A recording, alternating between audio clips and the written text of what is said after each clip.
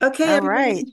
I'm going to start it off. Hi, it's Nancy, the NP from Caregiver Success, everyone. I'm here with a guest speaker today.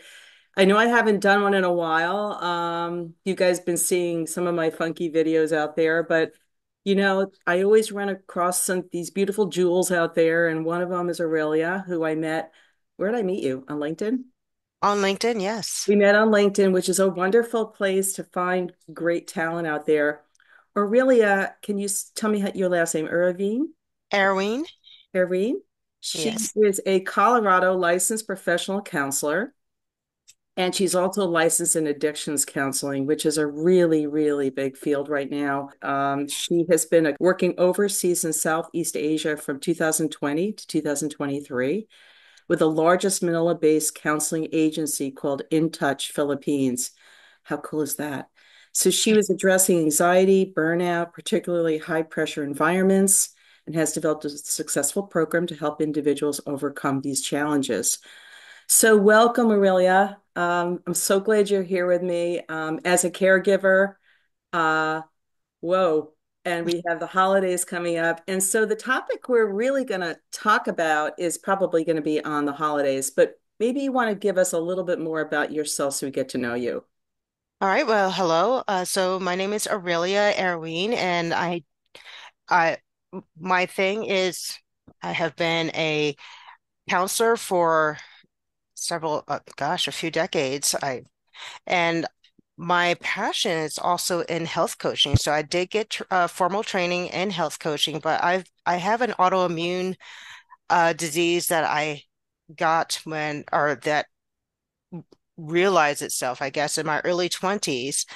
And so I've been studying health and wellness since that time, since my early 20s, to manage those issues that I've run into with inflammation in my body and how to manage that in a way that I wouldn't feel like I was in my 80s when I was in my 20s. So I was successful in doing that. I did have, so that's something I really like to talk about because autoimmune issues and particularly around the holiday times, because autoimmune is something that is food um, that responds to food. And so there's more and more information coming out these days about, and more people are getting autoimmune, unfortunately, from the toxicity in our environment, from foods, from air, from water. And I found out how that was affecting me. And in my early 20s, I was working with a rheumatologist. They were not as helpful as I would have hoped. And so over the years, I found tips with and working with naturopathic doctors of what worked for me and how I've been able to, over the last couple of decades, manage my autoimmune. So I almost don't know that I have it unless I'm eating the wrong foods. Interesting you say that. I've got two autoimmune disorders that I've accumulated as I got older. As we Mm. passed out, things start coming out, kind of as we are oxidizing. Yeah, I have a dry eye syndrome, and I can't. I have tearing when it's windy. I have all these bad tears come down my face, and my eyes are dry, and I had to go on a cyclosporin drop, and I'm like, I wish I didn't have to do that. So it's like, And then the other one is something else, and it's like it's just some cream. So luckily, it's nothing major, but I can see how this can add up. And tell me can you tell us without knowing what the autoimmune is? What Hmm. I know sugar is a big inflammatory. Is that correct? Sugars, well, actually, you know what? Because I'm always reading, like I'm reading al- almost daily with following several. I follow several doctors, their podcasts and such. But actually, we think that sugar is the biggest culprit, which kind of going into the holiday season, that it does perk up. But it's actually the seed oils that are the biggest. Like The palm oil? Like what one? the seed oil. So you have your canola, which is a huge one. You have your canola, safflower, sunflower, Mm-hmm. and corn. Mm. Those are your biggest issues. Most of those, no, or all of those, tend to be GMOs. Well, particularly your corn oil and your canola, canola being the big one. Excuse me. Canola comes from rapeseed or rapeseed oil, and the name canola actually is a name that they came up with where they rebranded rapeseed because rapeseed in its natural form, first off, rapeseed is a GMO product. Uh, Heard of it. it's not a natural plant. When they grow it in the fields, it typically comes from Canada, and it is so toxic that insects won't even touch it. So, they don't even need it's rapeseed in itself is really toxic. But when they process that into oil, it's a bitter green, kind of an ugly looking color oil. So they rebranded that with canola, canola being Canada, Ola oil. Hmm. So canola oil is a more processed form of rapeseed oil. And it's I find it interesting when I see on labels like in health food stores when they say organic canola oil, because I'm like, how do you get organic Yeah. canola? Yeah. Because Organic being used in a very loose way nowadays. it's a genetically modified Yeah. product. Hmm. So I don't know how you can get organic, but I have seen that on labels, which I'm like, canola is, I mean, there's nothing good about it for you. And unfortunately, a lot of health food, I was at a um, vegan fair in Denver earlier this summer, and unfortunately, a Denver um, cardiologist was making a presentation. He got up there and he was actually presenting canola oil as a healthy vegetable oil. And I'm like, oh my goodness. It's Crazy. one of the most inflammatory things you can put into your body as far as these seed oils. So canola, safflower, sunflower. Sunflower sounds healthy. You like Yeah. sunflower seeds? It sounds healthy. It's a seed oil. They're highly processed and they're highly inflammatory. So following up one of the podcasts, a doctor did actually this would be Dr. Eric Berg, who's a DC chiropractor, but he has a big YouTube and podcast. But he was showing a graph from the 1800s Hmm. and where these inflammation problems started cropping up. And he was showing that with the introduction of seed oils in the American diet, the inflammation just rose. You have your I'm forgetting the term right now. Eggplant, tomatoes, your nightshades. It Good is a night. nightshade. So some people can't eat tomatoes. I Mhm. actually find that for some unknown reason I can eat tomatoes. It doesn't bother me, though I have read that it's more the tomato skin that is the culprit. And in Italy, where they use a lot of tomatoes in their tomato sauces and paste, they boil the tomatoes and peel the skin. So they don't use the skins in their sauces and such. Here in the US, we do. And that's a true fact. I mean, I'm Italian, and I know that their staple has been Mhm, tomato paste and sauces from their gardens forever. But I also wonder if they add the olives and all the other things, the red mhm, wine, whether the resveratrol and all those things together make a right. beautiful, Yeah. because these Well, people live for, 100 years, my relatives living out there. Uh, yeah, and the olive Hundreds. oil is one of the best things for you. Real olive oil, olives, all of that is so wonderful for our bodies.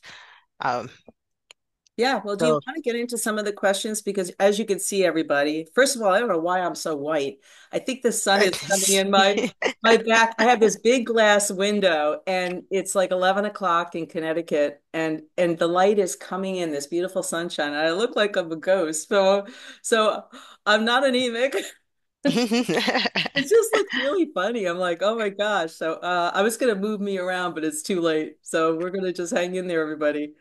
Um, but what I really like is, first of all, your background in the inflammation, because it helps us think about all these things that bother our bodies. And when you don't feel good, you don't feel happy, and you can't cope well, and you can't work well, and Be good to your Hmm. friend, your family, yourself. So what we really want to talk about today as well, just so you get a little information, is how we chase away a cold during this holiday season. And I don't know about you, I know you guys got a foot of snow last week, but we've had Yes. no rain in 2 months. Oh And my. I have a little lily that's about to bloom. I thought I clipped all my clippings back, and there's this little weak plant, and it's got a lily coming out. Like it's warm enough for me to pop out. Wow.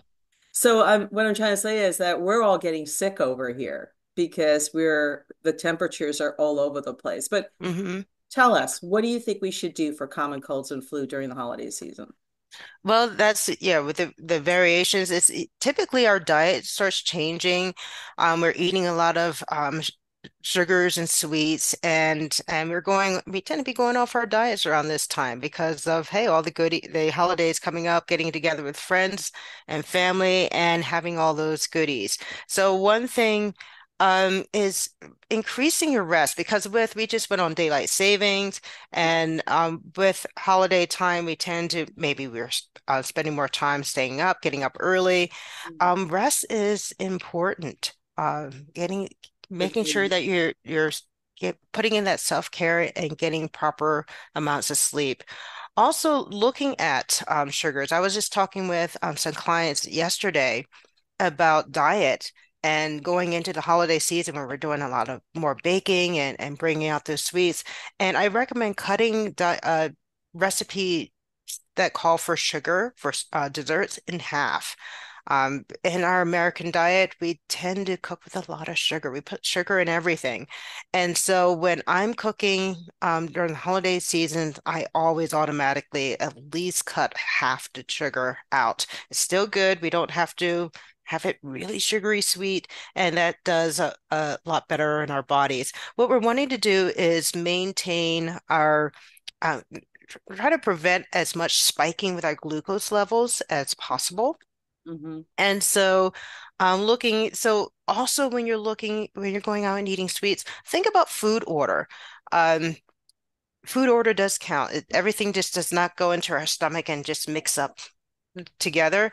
Hmm. What you want to start off with is eating your vegetables. So having like a salad. So think of our traditional, the way when we go to a traditional meal, you start off with your salads and then you go on to the main course and then dessert served at last. That has the old traditional wisdom in it is that we want to line our stomachs first with we're putting in our vegetables. Ideally, you might even a little trick to help with glucose levels is to have a drink, like a glass of like 8 to 16 ounces of water with a tablespoon of vinegar in it, like apple cider vinegar. And that sounds gross, but when you dilute it with water and then drink it with a straw, Hmm. because you don't want to take vinegar, it's high acid. You don't want to put that in your mouth, not on a regular basis because it will severely hurt your teeth enamel. Hmm. As a pre-drink, this was a trick I did earlier this summer when I knew I was going out and eating sweets and carbs and such, was I first started off with I had a little bit of apple cider vinegar that I put in my water, and I drank that before my meal, up to 10 minutes before the meal. And then that helps with the glu so the glucose levels aren't spiking. And then starting off when you can, having some vegetables first, and then you're having followed by your protein. And if you're having a sandwich, maybe you can have like a salad and then maybe a little bit of a protein first before you're eating your breads because you want to, after you have your protein, then you're eating your carbs, and last you're eating your sweets. It's If that interesting is though, when you go to a restaurant, excuse me, they bring out the bread. They do, and know that, and that is helpful for them because when they serve you the bread first, Hmm. that sends your levels spiking up. So by Yeah. the time you go through the meal and then they come around with the desserts, you're still hungry and you're wanting more. Oh, wow. Okay, they And figured that out. so yeah, so This is a whole video of itself, really. I know we were okay, so we're talking about you know, the how to prevent flu and how to keep inflammation down. And we talked about diet basically right now, Hmm. the foods. Holiday blues. I know, we're on a Zoom, everybody, and I hate Zoom because it only lasts 40 minutes. So we got time, but I want to make sure we really get to know you and know how to get to find you as well. But do you want to talk about the holiday blues real quick and what Well, about that? ho holiday blues, actually, some of this ties back to what I was just talking about. I have a note here of during this time season, you want to make sure you're maybe supplementing with some vitamin C or incorporating enough vitamin C in your natural foods. Like cayenne pepper as vitamin C, sauerkraut, which is a wonderful probiotic for the stomach, is super high in vitamin C. And vitamin D. This is a time of year when the sun is we're getting less sunshine. And so we want vitamin D3, which typically needs to be paired with K2, vitamin K2. There are some supplements that you can buy that has that together, which helps because I won't get into the whole science behind that. But that also helps with your going into your winter blues because a lot of times when we're struggling with the winter blues, it's because our bodies are low or deficient in vitamin D.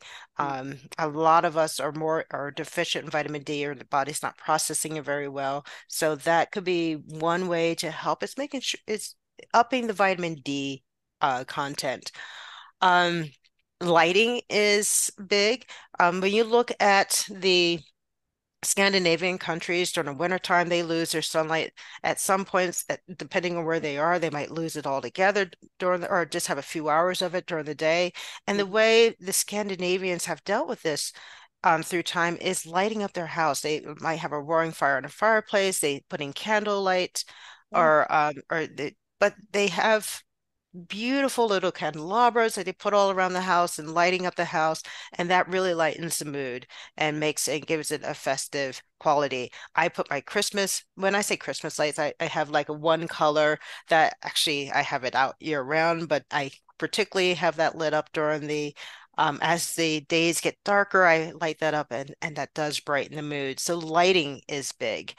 Um, well, that's called the dysthymic disorder, right? Where the light changes. I have friends that just the winter, they just like, oh, the mhm, winter's coming. I get mhm, here, which is probably why people go to Florida or other warm, sunny places for three yeah. months as well.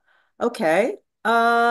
Anything else that you'd like to bring up? Because I know when you coach people, is your health coaching based on diet, mental Yes, health too, it's looking or at your diet, a combination of diet and what you're doing. A lot of people, like I was speaking with one very busy, successful business owner a few weeks ago, and who has an autoimmune disease, and she was talking about she considered herself having a pretty healthy diet. She's like, I do intermittent fasting. I really conscious with what I'm eating.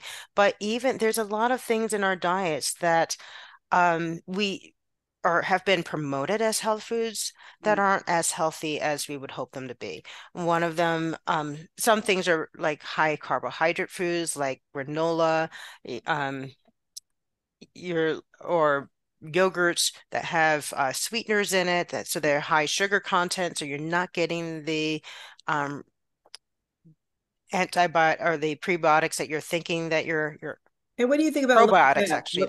What do you think about low fat? I don't even buy low fat anything I anymore. don't buy low fat anything Yeah. because low fat usually means high sugar. And so that came out in the 80s. That was a big push for some Yes. reason for low fat. We have to be a low fat. Actually, we need fat.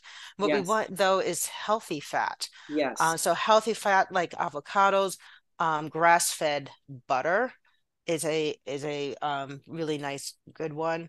Hmm. Um, our meats, I'm vegetarian personally, but for those who are not vegetarian, grass-fed beef is one of your top proteins. Actually, eggs is tops the list is eggs and then your grass-fed beets and I mean meats, sorry, grass-fed meats. And then And then your chickens and your fish and such. Speaking of tilapia, a lot of people think that they're being healthy with eating tilapia. Please Yeah. don't. It's Yeah. another Trouble fish. yeah, horrible for you.